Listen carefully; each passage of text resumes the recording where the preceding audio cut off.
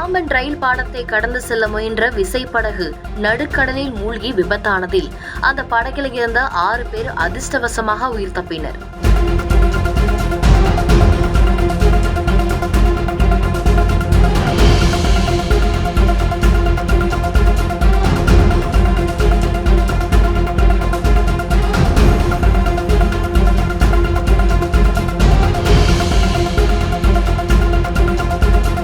அந்தோணி வளவன் என்பவருக்கு சொந்தமான மீன்பிடி விசைப்படகு பாம்பன் ரயில் தூக்குப்பாலம் வழியாக வந்தது.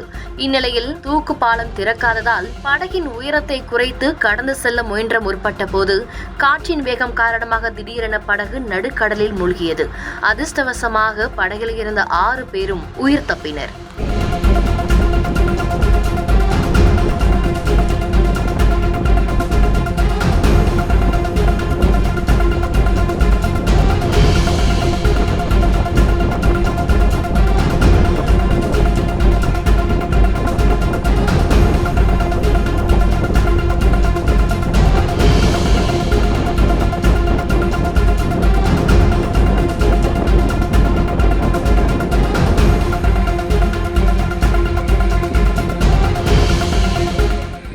செய்திகளை உடனுக்குடன் தெரிந்து கொள்ள கீழ்கண்ட கேபிள் மற்றும் டிடிஎச் நெட்வொர்க்குகளில் எம்நாடு செய்தி தொலைக்காட்சியை காணுங்கள்.